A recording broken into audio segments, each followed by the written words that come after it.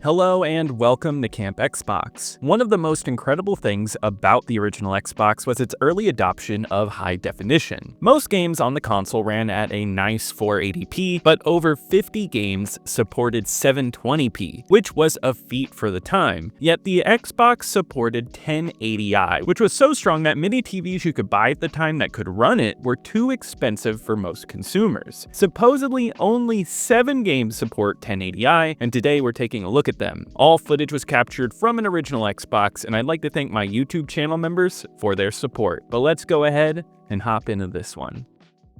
First, let's talk about a really notable one with Enter the Matrix. This one came out in 2003 when The Matrix was still building hype as Revolutions and Reloaded were both coming out that year. The Matrix just seemed perfect for a video game, and I remember being hyped for this one, and so was my dad, who loved The Matrix. So when we went to Blockbuster and rented this one, we were both stung. I know this game has grown in appreciation over the years, but I am not one of those. It's got style and it's cool, but this one never really feels great to play. However, it is cool to see the real actors from the movies getting live action sequences here. I do need to explain 1080i a bit in case anyone doesn't know. So many games after this generation went up to 1080p, and that P stands for progressive. All that means is that every pixel on the screen should be displayed with every frame. The Xbox could only do progressive up to 720p, so the image was only showing 720 lines. Well, 1080i is interlaced. This means that every frame, only half of those lines are displayed. So in the next frame, the other half is shown, combining to look like a full frame to the naked eye. Yet, as we will see with most games today, progressive is much better than interlaced images, and I'd recommend playing in 720p, just like here in Enter the Matrix. So in 1080i, this game when in motion has blur to it. So when your character moves or other strong motions happen, you can see the artifacts from the frame-to-frame motion in that. Interlaced was better with more still images, which Enter the Matrix is not about that at all. It's about all the martial arts moves and slow-mo gun kills. This feels messy. I will say your eyes do adjust to it in time, but it's not perfect. It's amazing this can be pulled off, but it's not a great look either. Not only that, but on 1080i, you get these pixelated artifacts in the bottom right-hand corner. I've seen this on multiple different consoles, and I'm not sure what's going on here, but it has something to do with this resolution. And this carries into the CG cutscenes, and it's a little bit of an annoyance in the corner. Switching over to 720p though, it's much cleaner and looks just as good. It's impressive how well the Xbox can run such clean environments with this level of quality. The character models in large environments are all rendered in well without any of those artifacts that Interlaced has. I felt that I was more impressed by the game, and I wasn't caught off guard by the heavy motion scenes that were tough to focus on. Also, you don't have those little artifacts in the right-hand corner. In terms of visuals, this one is strong, and it's one of the big reasons to actually play this game, and it looks great here on the Xbox.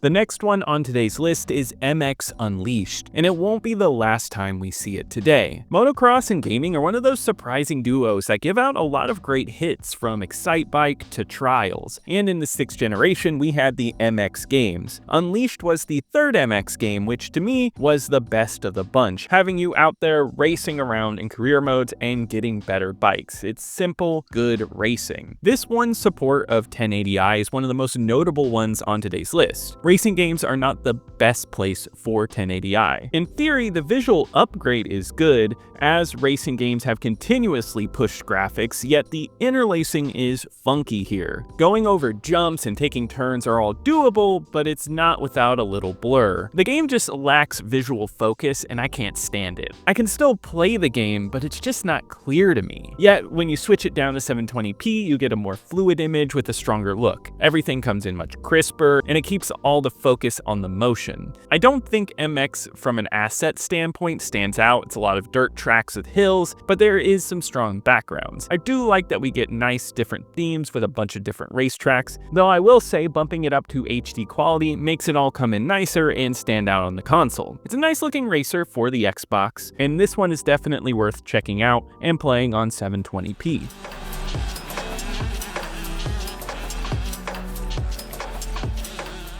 Here is a bizarre case with Syberia. This is an adventure game that was released on Xbox in 2003. This is considered an excellent entry for the adventure genre, though I never played this one till this video, so I don't know a ton about it. Yet, from the bit that I played, I can say I love the art style. It has a clock punk look with weird machines everywhere. It's also got a depressing feel that I love, and playing the bit that I did made me want to play more. However, I'm not sure which definition I want to play it in because they all differ. 1080i would not be my first choice though, as it's actually broken. And I want to give a shout out to the Camp Xbox Discord. We had a member who dived into all of these 1080i games, and it helped me out a lot for this video. And be sure to join in over there, the link is in the description. But if you have all of the definitions selected as usable on the Xbox menu, for whatever reason, it's going to always default to 720p, even though 1080i is the highest one you've selected. So what you need to do is unselect 480p and 720p, and once you do that, you will get 1080i. But it's a mess. For one, all the cutscenes are moved to the extreme left of the screen rather than the middle. Also, my softmod menu glitched into the image, which is insane. So that's already terrible. But when you get to the game, the interlacing is notably bad here. Looking at Kate when she moves, there's a ton of artifacts on her, and specifically her character feels blurry. The backgrounds are fine, which makes sense in terms of motion though. Now in 720p, we don't see those artifacts and the beauty of the world shines through a bit better. However, it is forced to 4:3 in gameplay, while the cutscenes are played in widescreen. I will take that any day over whatever is going on with 1080i. You can actually focus on the art of the game, which seems to be the most important aspect. Now, if you don't like the forced 4:3 of the 720p version, you can actually play on 480p, which gives you more to the frame, yet at the cost of less of a crisp image, though it still looks fantastic. I don't think this is a bad way to play this game at all, yet when I go back and play this one, I'll probably default to 720p as my preferred choice here.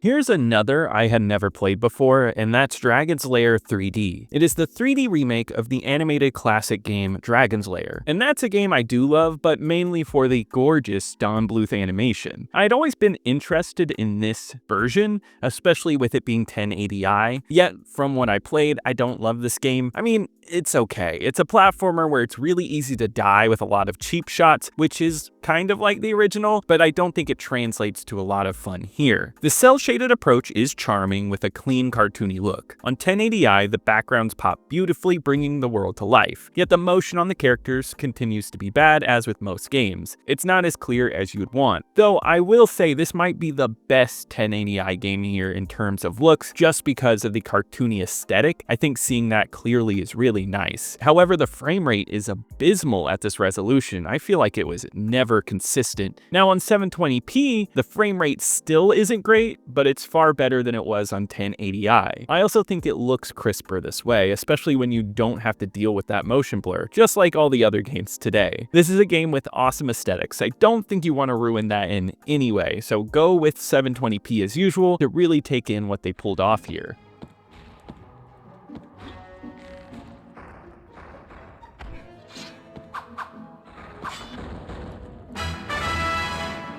So I would say this is the least needed 1080i game here today, with Atari Anthology, a collection of classic Atari games and some arcade titles. I actually had this one back in the day, and it is part of the reason I learned to love older games. I love that they included the manuals and you were able to take in the history to see how gaming had progressed up to that point. I also found a few favorites among the mix of classics here. So I do think it's odd that these classics are in 1080i, yet I kind of get it because they're so basic that it was probably easy to give them a high resolution upgrade. This is also the game that is least affected by interlacing. There is a little blur, but it never obscured any of the image. Most graphics in these games are static or blocky, so it's very simple, though interlacing might affect the paddle for breakout or small things like that. This means when you swap over to 720p, you're really not going to see much of a difference. Every game here looks clean and plays well enough on the Xbox. In no way does progressive change anything really to the better. I think in terms of looks, it's what I would stick to in this case, but this is a game that if you stick to 1080i, I don't think it's going to ruin much.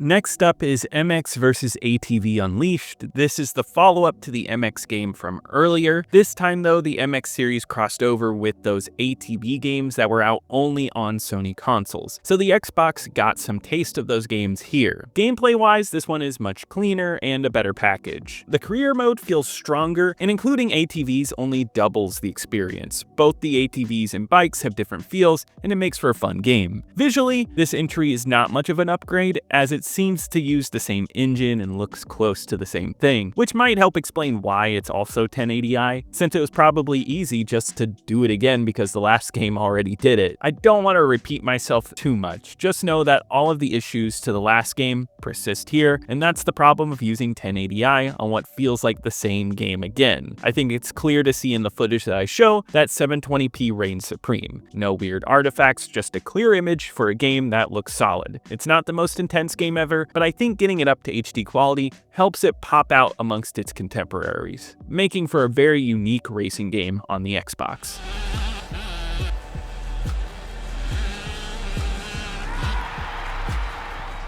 So the final game today is a lie because I'm pretty sure it doesn't actually support 1080i. That's Double S.T.E.A.L. The Second Clash, which is the sequel to Reckless as we know it here in the States, but it was known as Double S.T.E.A.L. in Japan. And you may have never heard of this game because we never got it here in the United States. This is one of the few original Xbox Japanese exclusives that never made it over here, which is weird because this game is entirely in English with text and voices spoken in English. Just one of those weird oddities, I guess. Another oddity is that this game appears on so many 1080i lists, to the point where I believed it was a 1080i game. Though after someone in the Discord tested it and couldn't get it to work, and then I tried it, I have a feeling this might not actually be 1080i. I tried every possible setting just like with Syberia, and almost every time it would default to 720p. So the game does at least support that. Yet if you turn off everything and let it only load in 1080i, it defaults down to 480. Every combo never got me to 1080i, and I tried multiple times on multiple consoles and I never saw it. Correct me if I'm wrong, please let me know in the comments if I'm just missing something here, but I personally think this game doesn't actually support 1080i and the lists have false information that's been spreading around. Now, it does run in 720p, but this game is not an impressive feat like Reckless was. It still comes in very clean, but Reckless had that bloom and haze with a really strong standout look that made it mesmerizing for a game in 2002. Yet here a lot of those post effects are removed, there's a ton of pop-in, and many assets feel unfinished. Also, this game is quite buggy. I like Reckless, but this one did not hit the same spot. Yet the plot in this one continues to be silly. So while it's nice that it runs at 720p, I don't think it's the knockout looking game that it should have been for the Xbox.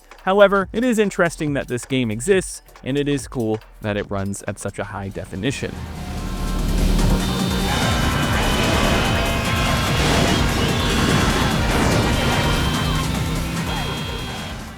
One thing that I learned from going through all of these is that 1080i was cool for the time, but it felt more like a gimmick than anything else. Though I will say it's excellent that the Xbox supported at least 720p at a time when it didn't have to. So I hope you enjoyed taking a look at these. I know it was a bit repeated, but I feel like it solidified in my mind how I felt about 1080i. But be sure to leave in the comments how you feel about it. If you've ever tried it, I would love to hear from you. Also leave a like if you enjoyed the video, I'd really appreciate that. Subscribe to keep up with more retro Xbox content, and check out Camp Extras, my second channel, for more retro gaming content.